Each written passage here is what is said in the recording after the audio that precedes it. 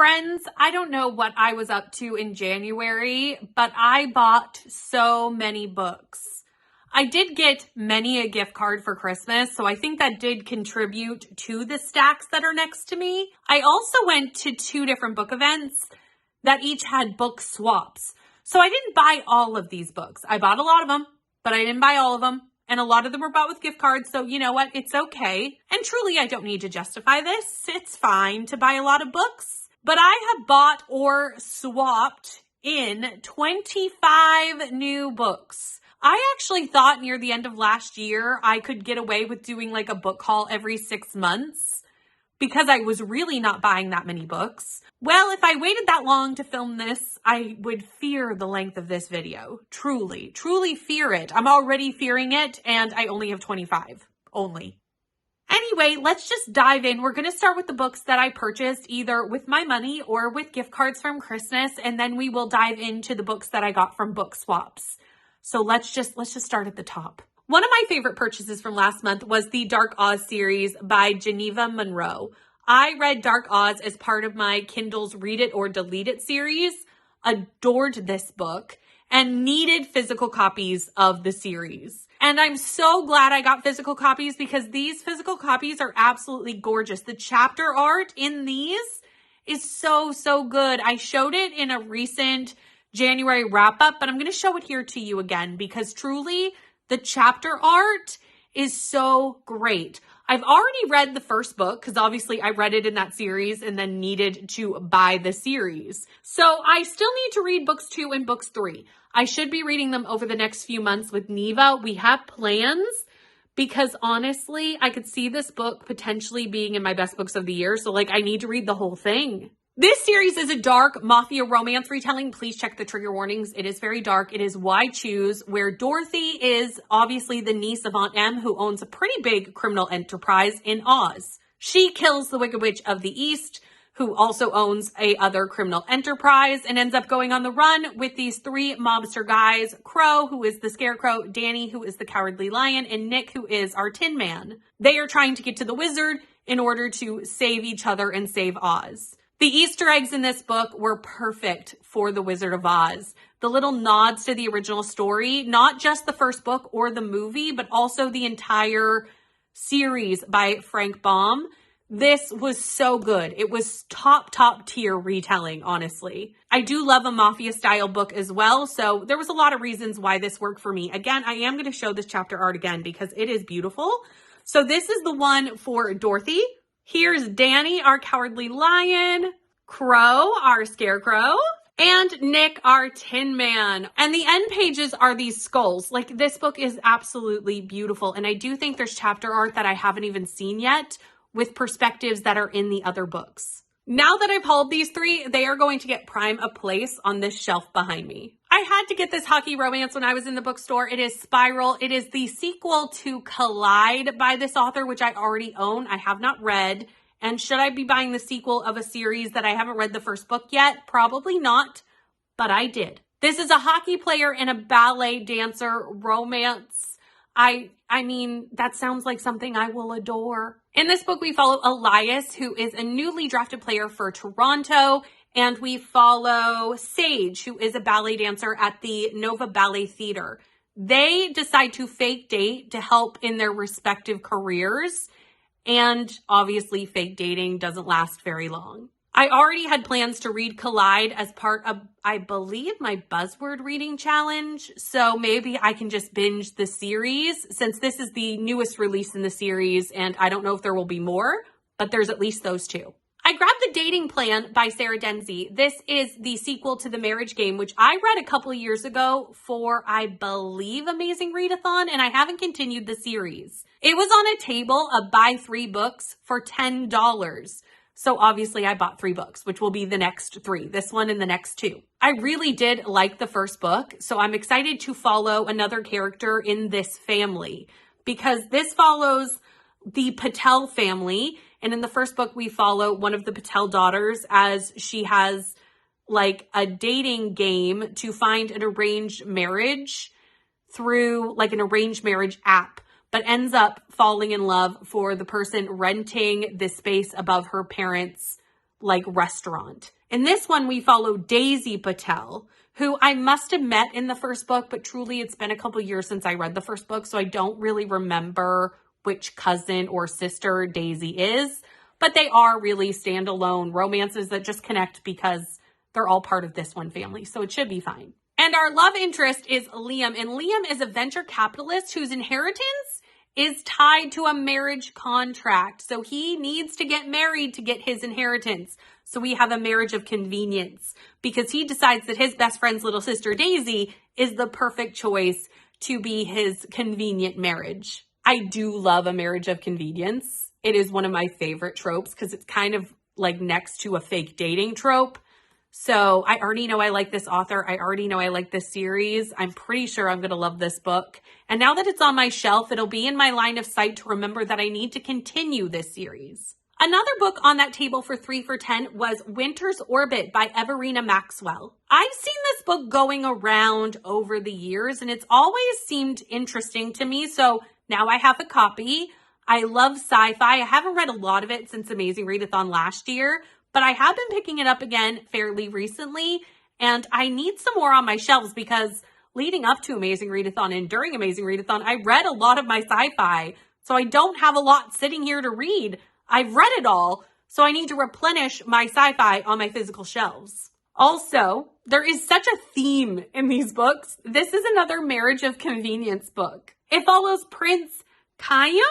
I think that's how you say that. I'll know once I have the audiobook. And he is the emperor's grandchild who now needs to kind of step it up and help like fill this contract with a neighboring planet that they're trying to like build an alliance with by marriage. His future husband is called Count Ja'ane. I think, again, I'm going to need the audiobook to double check how to pronounce these characters' names. He's a widower and a suspected murderer. Neither of them really wants to be wed together, and I believe there's a lot of politics because obviously that's the reason they're being forced into marriage in this book.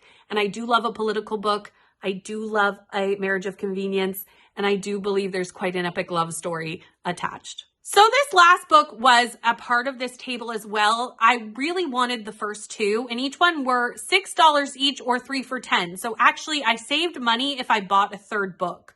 So this is the third book I picked. So I knew nothing about it when I picked it up, and hopefully I'll like it. We will find out, and that is Dream On by Angie Hockman. So in this book, we follow Cass, and Cass has been in a very horrible car accident, has been in a coma, and comes out of a coma saying that she needs to see Devin. Devin, who is the love of her life, but everyone in her life tells her Devin doesn't exist.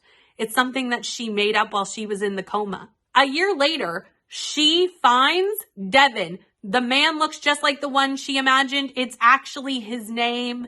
Like, it is the Devin of her coma dreams. And she tells him the story, and he believes her. And they actually start getting to know each other and potentially fall in love. It seems a little out there, and I'm not sure if I'm going to love it, but I really needed a third book, so we're going to give this one a try. The next two books are the final two books in a series. I needed them because I need to finish off this series, but also because I need to read them for Buddy Reads and Timmy's TBR, and that is Forever Wild and Running Wild by K.A. Tucker.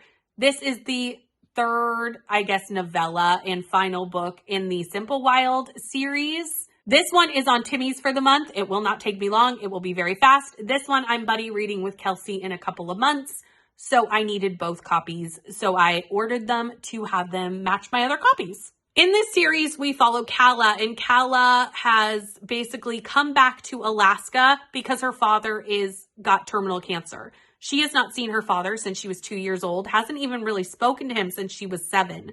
Her mother fell in love with this bush pilot and then found out she really couldn't hack it living in the seclusion of Alaska, moved her and Kala to Toronto. Now in her 20s, Kala finds out that her father is dying, and she goes to mend those relationships while she still has a chance. While she's there, she falls in love with a bush pilot too, Jonah, and she has to decide whether she's willing to go down the path her mother couldn't do. This one is a Christmas novella that takes place somewhere after the second book.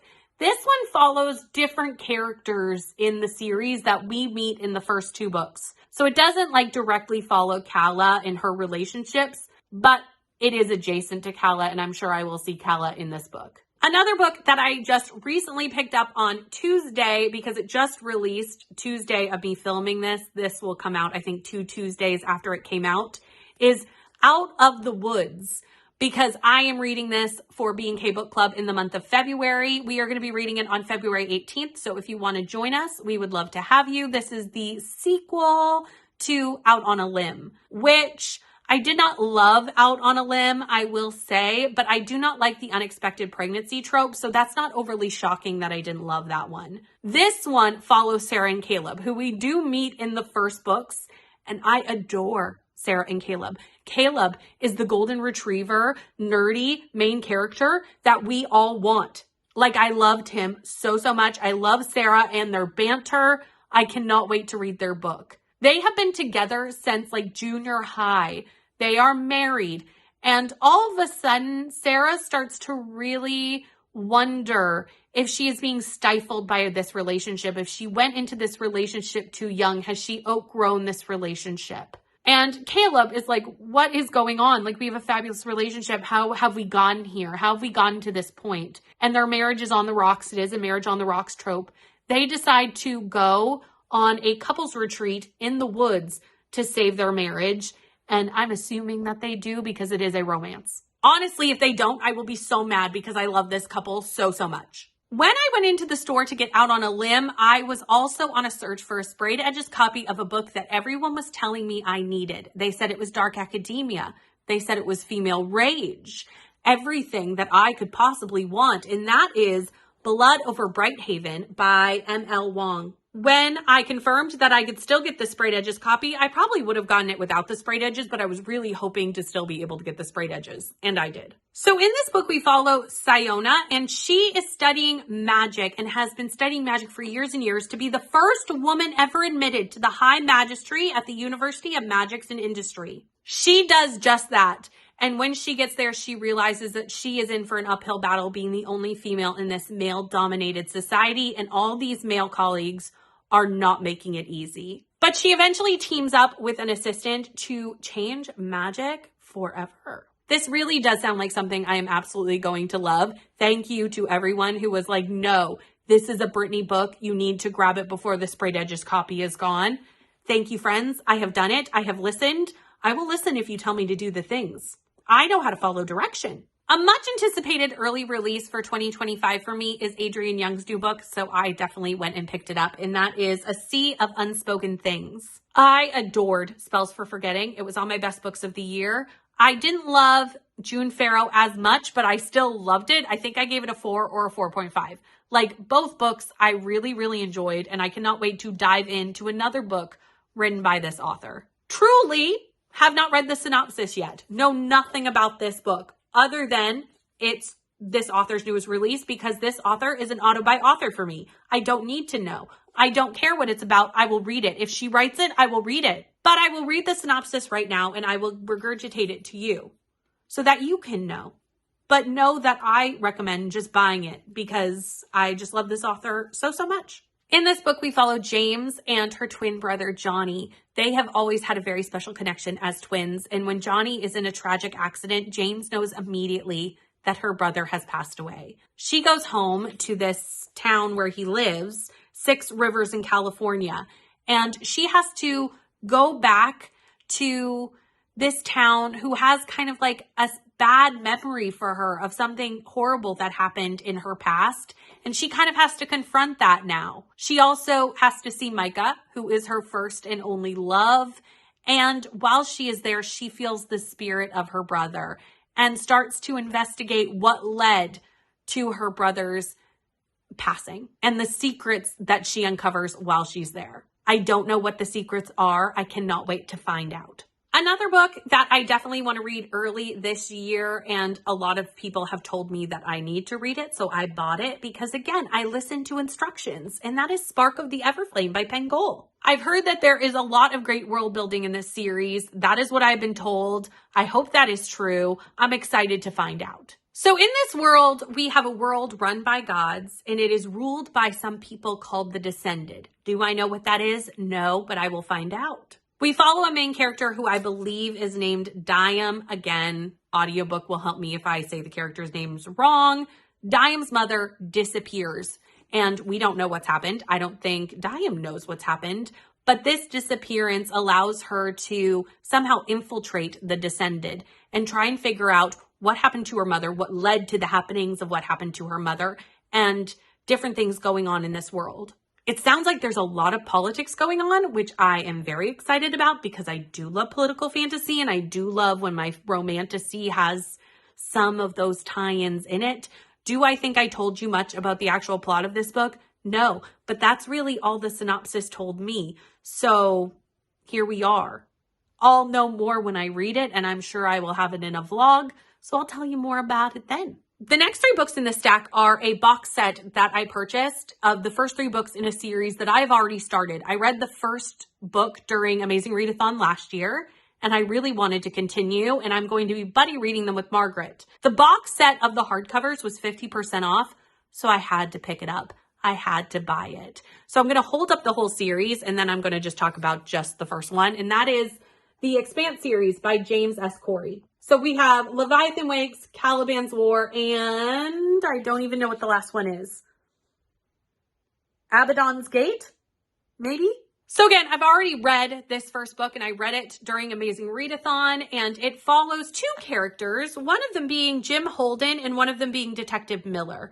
And Detective Miller is following a missing persons report, and Jim Holden is a miner on an ice barge in space, basically. And they find what is remaining of an abandoned ship. And Detective Miller, his investigation into the missing persons report of this girl connects to this missing ship, and they find kind of like a disease. And there's a lot happening in this book. I mean, it's very chunky. It makes sense. I found this really reminded me of To Sleep in a Sea of Stars. I did like To Sleep in a Sea of Stars a bit more, but this obviously expands past that because it is quite a lengthy book series. This is just the first 3 books. I think there's 9. It's a long series.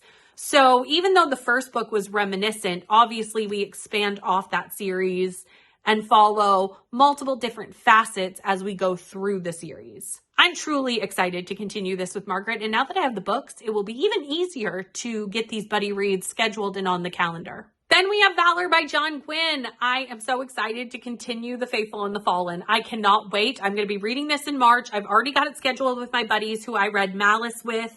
I just read Malice 2 weeks ago as of filming this. I gave it 5 stars. I cannot wait to find out what happens in this political fantasy. That left me on such a cliffhanger.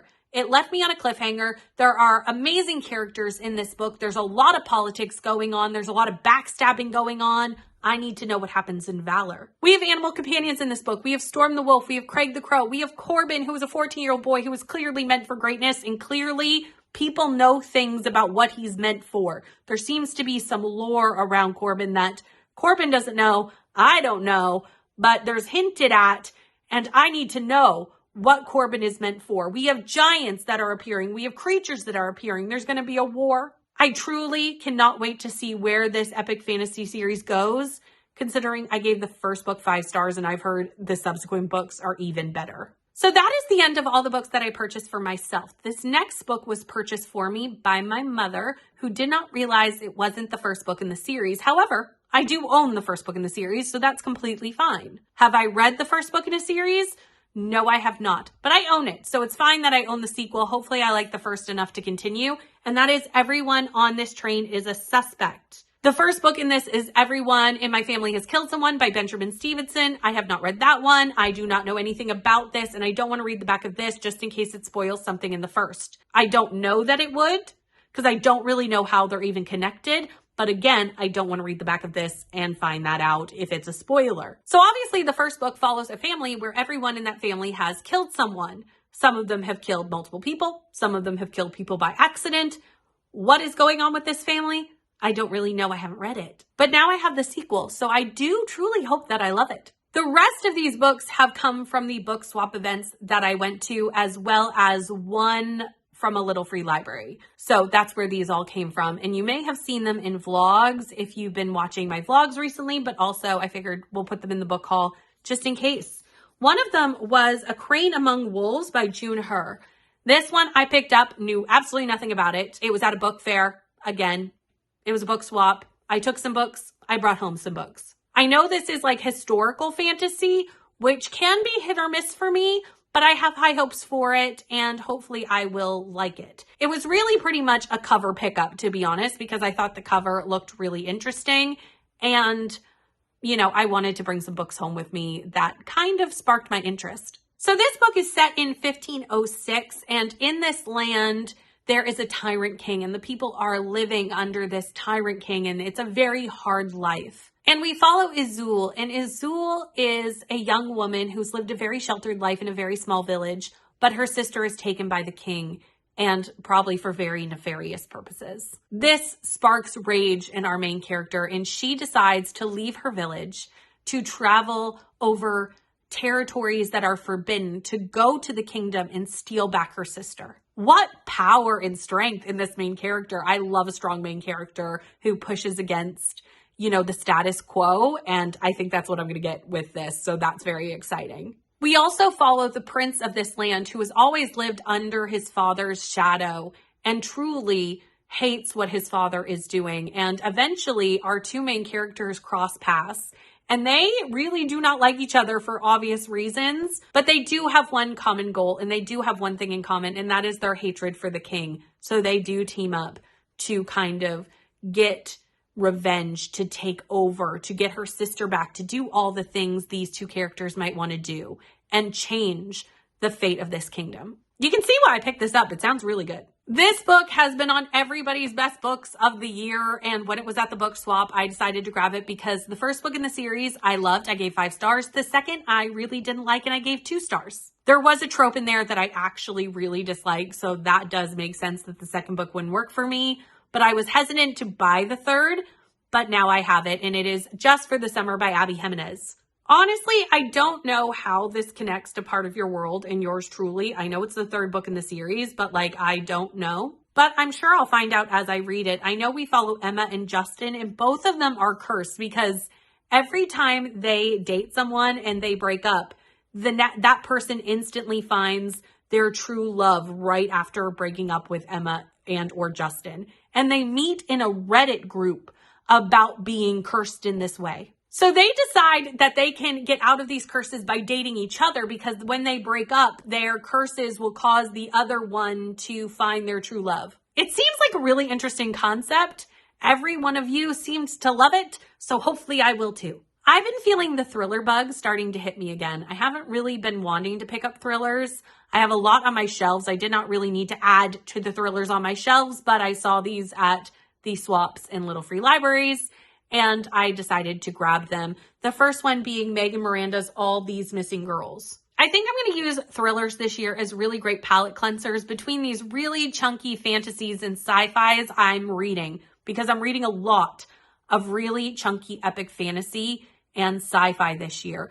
I'm reading, Faithful and the Fallen. I'm reading Wheel of Time. I'm reading The Cosmere. Like, I need some quick books in between. In this book, we follow Nicolette. Nicolette is going back home to take care of her father, who is very ill. She left shortly after high school and shortly after the disappearance of her best friend. Her best friend was never found.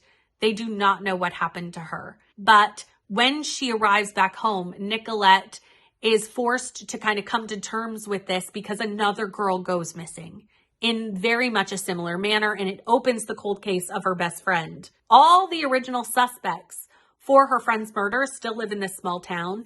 They all had alibis very conveniently for that night, but do they for this new missing girl? Also, it says this story is told backwards from day 15 down to day 1, which I have read one other book that was like that. I do not recall what book it was, but I did really find that concept interesting. Oh, I remember what it was. It was Wrong Place, Wrong Time, which was counted back, not necessarily in the same way as this, because it was a little bit of like a time travel situation, but it was really interesting to see a story kind of told in the reverse. We'll see if I like it in this book. I also grabbed the one by John Mars. I've been meaning to try John Mars for years, and I keep trying to get it on the TBR, and it just hasn't happened. And I think that's because I don't own it. I've been trying to get it through like Libby and through the library, and because those get taken from me, I don't necessarily always prioritize them. So now I have one physically on my shelves. Actually, the other day, there was sprints where we were chatting about this book, and there is a potential for like a buddy read to happen with a John Mars book. So we might even do this one. We'll see. So in this book, people are getting DNA matched to partners. They get their DNA tested and it matches them to their one true love. We're now going to meet 5 different people who have been matched. And is it going to be a happily ever after? Well, it's hard to say when your one person has some secrets. What are those secrets? We'll find out. Now, this one I do not think is necessarily a thriller. I think it's definitely more of a murder mystery, and that is The Word is Murder by Anthony Horowitz. I do love a good murder mystery. It is actually something that I do really, truly enjoy, so I think this might work for me as well. Again, I saw it on the table of books and thought, you know what? Why not? Why not give it a try? So we follow Diana on the morning she decides to go to a funeral parlor to plan her funeral service because she wants to have it all planned for the time when she does pass. She's a very famous actress. She wants it a specific way. So that's what she does. 6 hours later, she's found dead, strangled in her home. I'm actually just going to read this right from the synopsis because I don't think I could say it any better. Enter disgraced police detective Daniel Hawthorne. Hawthorne needs a ghostwriter to document his life, a Watson to his homes. He needs Anthony Horowitz. I kind of love that the author is almost a character in the book. And obviously, this Sherlock and this Watson have to solve Diana's murder. Speaking of Sherlock, we have a book that I don't even think is actually like a book you read. It's like a puzzle book that you like read along, but you also have to solve the case. And it's like an escape room book, and it's a Sherlock Holmes escape room book called The Adventure of the Analytical Engine. I know nothing about this. Again, I got it at a book swap. I was like, what is this? Can I solve a murder? The first person I messaged when I got this book was Leandra from Leandra the TBR Zero. I was like, have you ever seen this? What is this? And Leandra hadn't seen one either. So I don't know what we're going to do about this, but I'm going to be chatting with Leandra in a couple of days to see like, how can we solve a murder? I feel like if anyone can help me solve a murder, it's Leandra. And the final book in this book stack is a graphic novel called Day Tripper. Anytime I see a graphic novel at like a used bookstore or at a book swap or at a little free library, I pick it up. I love having graphic novels that I can just pull out when I need a quick book for a readathon or what have you. And they can also be quite expensive to buy new, so it's quite the deal when you can grab one used. Also, when I read the synopsis of this, it sounded really interesting. So in this, we meet Braze, and he is a miracle child of the world-famous Brazilian writer. He spends his days penning other people's obituaries and his nights dreaming of becoming a successful author himself. And we follow different days of his life, and we see, does he notice the things that are happening in his life? Or is he so focused on, you know, the mundane that he's missing these things that are happening around him? And is he taking them for granted? I thought this sounded like a really interesting look on looking at life from a different perspective and really trying to notice the things in your everyday life that are special and are moments, because we all have these moments that sometimes I think we're missing in the busyness of everything. Or at least that's what I got from the synopsis. We'll see when I finally pick it up and read it. But that is the end of this book haul. That is all 25 books that I have now brought and need to find room for on these shelves. If you've made it all the way to the end of this video, leave me the book stack emoji if you've nothing to chat to me down in the comments about. Although if you think there is one of these books I should read faster than others, feel free to let me know that as well. Thank you so much for watching. Please like, comment, and subscribe. It really does help my channel so much, and it's much appreciated. I hope you have a great day. Bye, everyone.